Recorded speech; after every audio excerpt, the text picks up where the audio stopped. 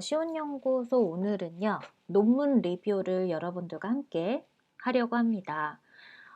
제목은 빅데이터 활용 탐구 수업의 설계와 적용 효과, 그리고 고등학교 지구과학 교과를 중심으로 윤하나 선생님과 김현진 교수님께서 함께 쓰신 학습자 중심 교과 연구 22권 4호에 실린 연구물입니다. 일단은 제가 이 연구물을 선택한 이유는 제가 지금 빅데이터 인공지능 수업을 설계를 하고 또 학생들하고 그것을 이제 같이 수업에 이제 적용을 하면서 진행을 하고 있는데 이 빅데이터라는 개념도 굉장히 큰 개념이고 인공지능이라는 개념도 큰 개념이더라고요. 그런데 이 빅데이터라는 이 개념을 가지고 과연 현장 연구들은 어떤 점을 좀 초점으로 해서 연구를 진행하고 있고 또 연구 방법은 어떤 것들을 좀 활용해서 하고 있는지 제가 머릿속으로 구현하는 그런 어떤 실험 설계 그리고 또 수업 설계에 대한 내용과 어떠한 차이가 있는지를 좀 보고 싶어서 선정을 했고요. 2022년 2월 7일에 개재 승인이 난 굉장히 좀 따끈한 논문입니다. 먼저 서론에서 좀 여러분들과 같이 보고 싶은 어떤 이야기를 보면 우리가 이제 이 빅데이터라는 말은 이제 모르는 사람이 없죠. 그리고 또 이렇게 개념 안에 또 정의가 잘 이렇게 포함되어 있는 그런 개념이 그렇게 흔치는 않은데 또 이렇게 잘 표현이 되고 있습니다. 그래서 빅데이터 활용 역량은 학교 교육과정과도 연계되는데 2015년 개정 교육과정의 핵심 역량인 지식정보 처리 역량의 하위 영역과 관련이 깊다라고 되어 있습니다. 이 지식정보 처리 역량의 하위 영역과 관련이 깊다라는 말에 이 빅데이터 활용 역량을 제가 지금 이제 학교에서 구현하고 있는데 이 지식정보 처리 역량 하위 영역을 활용하고 있거든요. 갑자기 제가 지금 굉장히 좀 잘하고 있다라는 생각이 듭니다. 지식정보 처리 역량은 적절한 도구를 활용하여 다양한 정보와 자료를 수집, 평가, 선택함으로써 합리적으로 문제를 해결할 수 있는 능력이다 라고 제시되어 있어요. 좀 다행이네요. 다만 빅데이터 활용 역량은 지식정보 처리 역량에서의 데이터베이스 도구 대신에 빅데이터 처리 도구로 그 영역이 확장되고 있다. 그래서 저 같은 경우에도 이 지식정보 처리 역량 안에서의 어떤 이 데이터베이스 도구 측면을 좀 수정해서 활용하고 있습니다. 평가 항목으로 활용하고 있습니다. 기존의 도구와 기법은 대규모 데이터에 적용할 수 없으며 데이터의 크기가 작더라도 새로운 유형의 데이터에 적용할 수 있다라고 이야기 나누고 있습니다. 그 다음에는 여러분들과 또 빅데이터 기반으로 사고하고 질문하기를 이제 어떤 교육 변화와 사회 필요성에 맞춰서 보고서에 이제 포함을 했다라고 하는데요. 이 빅데이터를 기반으로 한다도 중요하지만 제가 봤을 때는 이 빅데이터가 잘 활용되기 위해서는 사고하는 것 그리고 또 질문하는 것 이런 것들이 매우 중요한 포인트라고 볼 수 있겠습니다. 그래서 가공되고 고정된 데이터를 간단한 질문에 대한 명확한 답을 제공한 것이 아니라 유연하게 모델링될 수 있는 빅데이터 환경에 참여하여 창의성 및 불확실성에 초점을 맞추는 영역을 키울 수 있는 교육이 필요하다. 그래서 이제는 뭔가 예측한 대로 결과가 나올 거라는 추측의 과정을 거치는 것이 매우 힘든 그런 시대이기도 하죠. 이러한 교육을 통해 학생들은 빅데이터 수집 분석, 시각화의 유형 및 방법, 플랫폼, 프로그래밍 언어에 대한 이해를 바탕으로 계획을 수립하고 실행할 수 있는 경험을 하게 됩니다. 우리나라 2015 개정 교육과정에서 초등학생부터 데이터를 기반으로 하는 인공지능 교육, 소프트웨어 교육을 강조하고 있고요. 그 빅데이터 활용 교육에 대한 중등교육에서 중요성이 강조된 시기가 오래되지 않았습니다. 그래서 사실 수업 사례 보고가 많지가 않아요. 많지가 않고요. 이런 빅데이터를 과연 학교에서 어떻게 또 활용을 해야 하는지도 굉장히 좀 어려운 부분인데, 여기에서 보니까 최병영 선생님은 고등학교 정치 과목 융합 수업 사례는 사용자가 검색한 키워드를 수집해서 이슈 변화 추이를 제공하는 구글 트렌드와 컴퓨터 프로그램 R을 활용했다.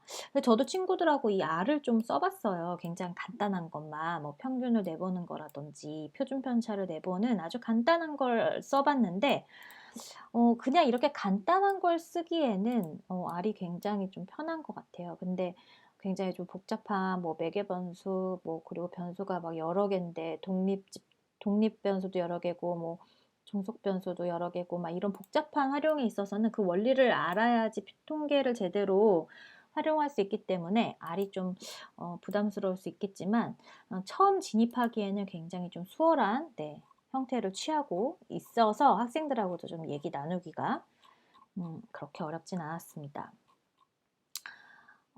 그래서 여기에서는 빅데이터 활용 탐구 수업을 통해 학생들의 빅데이터 활용 역량은 증진되었는지, 그리고 또 빅데이터 활용 탐구 수업에 대해서 학습자들의 만족도는 어떠한지, 뭐 이런 것들을 보고 있는데요. 먼저 빅데이터 활용 탐구 수업에서의 활용 역량이 이 항목들을 이렇게 좀 제시를 하고 있습니다. 제시를 하고 있고, 어, 빅데이터 활용 탐구 수업의 과정도 이렇게 제시를 하고 있어요. 그래서 보면 이해, 그 다음에 인식, 그리고 수립, 수집, 시각화, 도출, 피드백. 그래서 이런 부분들이 있고, 또 연구 방법을 좀 보고 싶어서 사실 이 연구를 선택했는데, 본 연구는 빅데이터 활용 탐구 수업 산출물에 설계하여 그 효과를 확인하기 위한 사례 연구다라는 거예요. 그러니까 수업 산출물이 있겠죠. 그래서 이 본 실황 관측 빅데이터 자료를 활용한 탐구 수업이 학습자의 빅데이터 활용 영역과 학습 만족도에 미치는 영향을 확인하기 위함을 이제 목적으로 하고 있습니다. 그래서 이제 양적과 질적 접근을 모두 사용하는 혼합 연구 방법을 채택했고요.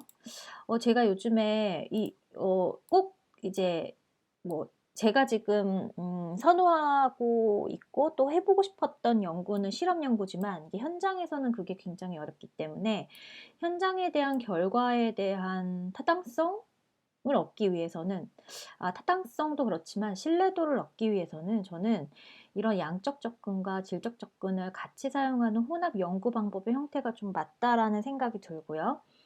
또 들어보니까 이제 해외 그런 연구물 아티클들도 약간 이런 추세를 많이 좀 따르고 있다라는 이야기를 들었습니다. 그래서 학생들은 80명이고요. 좀 부럽죠. 이렇게 많이 할 수 있다는 것은. 그리고 59명은 프로그램 언어에 대해서 모르고 20명은 조금 알고 1명만이 잘하는 편이다. 이게 이제 최근 연구인데도 불구하고 고등학생들만 해도 프로그램을 아는 사람 많지 않죠. 근데 요즘 초등학생들이 더 잘합니다. 초등학생들이 이제 약간 그 프로그래밍에 대한 접근이 굉장히 좀 쉬워진 그런 시기가 된 것 같아요. 그런 인프라가 또 구축이 된 거죠. 먼저 그래서 여기에 보면 성취 기준이 이제 제시되어 있고요. 아무래도 현장 연구다 보니까 이제 성취 기준이 제시가 되어 있습니다. 그리고 이제 단원의 학습 이런 것들이 좀 제시가 되어 있고, 그 다음에 탐구 수업의 과정을 이야기하고 있고, 그리고 자료 수집 및 분석을 이제 또 제시하고 있고요. 자료 수집 및 분석을 이런 식으로 했다. 1, 2차 시는 이런 게 좀 중요한 것 같기는 해요. 그쵸? 이런 어떤 제시들이, 그래서 이런 식으로 학습활동 뭐고, 지원은 뭐고, 학습 자원 및 도구는 무엇이었다. 그래서 이것을 좀 자세하게 설명을 하고 있고요. 그리고 이제 빅데이터 활용 역량 검사 도구를 그 OECD 그 협력적 문제 평가의 틀을 참고해서 이제 표와 오와 같이 이제 작성을 했습니다. 그래서 시나리오 기반 빅데이터 활용 역량 평가 개요해서 이렇게 네, 제시가 되어 있고요. 근데 저의 수업 같은 경우에는 이게 빅데이터를 활용하는 것도 초점이지만 이제 인공지능에 대한 어떤 이해를 하는 것도 중요하기 때문에 이게 빅데이터가 하나의 어떤 도구이자 방법적인 측면이기 때문에 이렇게 뭔가 데이터 마이닝 그리고 또 시각화 방법에 초점을 두기보다는 그 인공지능의 원리와 그리고 개념을 이해하는 게 목표이기 때문에 이런 것들은 조금 차이라고 볼 수 있겠습니다. 근데 여기에서는 어떤 걸 했나 봤더니 역량 검사를 먼저 하고 나서 그 다음에 빅데이터 활용 역량 평가 도구를 찾아본 거죠. 네. 역량 평가 도구를 어떻게 했냐면 평가 지표를 도출해서 했네요. 그래서 3단계 리커트 척도. 근데 제가 예전에 3단계 리커트 척도를 했었는데 이게 너무 점수가 좀 판단하기가 어려워요. 그래서 5단계 정도는 해야 되지 않을까라는 생각이 좀 들었습니다. 그리고 학습 만족도 검사 도구. 이렇게 세 가지를 진행을 했고요. 수행평가 기준표는 뭐 이렇게 채점 기준은 이렇게 되어 있는데 저는 이 수행평가 기준표 같은 것들을 보면은 이렇게 좀 제시가 되어 있긴 한데 이 자체가 굉장히 좀 추상적인 것 같아요. 그래서 잘 사용하지 않습니다. 이거 가지고 판단하기는 좀 어려운 것 같아서 잘 사용하진 않고 있는데 학습 만족도 질문 항목은 네, 이제 많이 사용하는 방법이죠. 그래서 이 연구에서는 사전사후로 결과를 했어요. 그래서 사전사후에 대한 대응 부분 T검증의 결과를 제시하고 있고요. 볼까요? 지금 이 결과적으로는 이제 그 점수 자체가 굉장히 좀 높은 모습을 볼 수 있습니다. 모두 다 잘했다라는 의미가 되겠죠. 그리고 수업에 대한 학습 만족도도 좀 높은 편이었던 것 같아요. 5점 척도로 했고요. 네, 점수가 좀 꽤 높은 편이죠. 뭐가 가장 좋았냐고 묻는다면 네, 좋은 학습 경험이었다라고 이야기를 하고 있네요. 그리고 또 이제 빅데이터 활용 탐구 수업에 대한 만족한 점 답변 사례. 그래서 이런 어떤 답변에 관련된 제시도 이 항목 하나하나에 좀 이렇게 우리가 좀 얻어갈 수 있는 것들이 있기 때문에 이렇게 결과로 제시하는 게 괜찮은 것 같다는 생각이 전 지난번 연구를 통해서 좀 느낀 점 중에 하나인데요. 이런 것들이 사실 그 인공지능이든 뭐 빅데이터든 중요한 목표 중에 하나인데 이제 실생활과 접목해서 체험해 볼 수 있고 수업 활동 이상의 것을 얻어간 것 같다. 이런 어떤 부분들 이런 부분들에 대한 어떤 시사점도 얻을 수 있겠다라고 볼 수 있겠습니다. 지금 보니까 파이썬과 구글 콜앱을 활용을 해서 다양한 형태의 그래프를 그린 것 이런 것들을 해봤는데 저도 사실 이 수업 시간에 요거 해봤거든요. 요거 해봤는데 그 중학교 친구들도 가능하더라고요. 이런 것들은 가능하고 이해도 가능하고요. 뭐 거창한 어떤 그래프를 막 변수가 막 엄청나게 많은 그런 것들은 해보지 못했지만 간단한 것들은 네, 좀 중학교 친구들도 충분히 이해할 수 있었습니다. 그래서 이제 결론을 보면 이제 학생들의 학습 만족도가 4점 이상으로 좀 높게 나왔고요. 만족하지 않은 점에 대해서는 이제 프로그래밍 언어에 대한 난이도. 항상 이게 진입 장벽이 좀 높은 부분 중에 하나죠. 그리고 체계적으로 배우길 원한다는 답변이 있었다. 그러니까 너무 짧은 시간 안에 이루어지다 보니까 조금 배우고 이렇게 좀 겉만 배웠겠죠. 구체적인 학습 경험을 제공한 게 굉장히 좀 좋았음을 또 알아볼 수 있습니다. 좀 이 연구가 되게 좀 이해하기 좀 좋게 이제 제시가 되어 있고, 또 이런 어떤 빅데이터 수업에 대한 그 평가를 어떤 식으로 해야 되는지에 대해서 좀 중점을 둔 연구였다는 생각이 드는데요. 오늘은 여기까지입니다.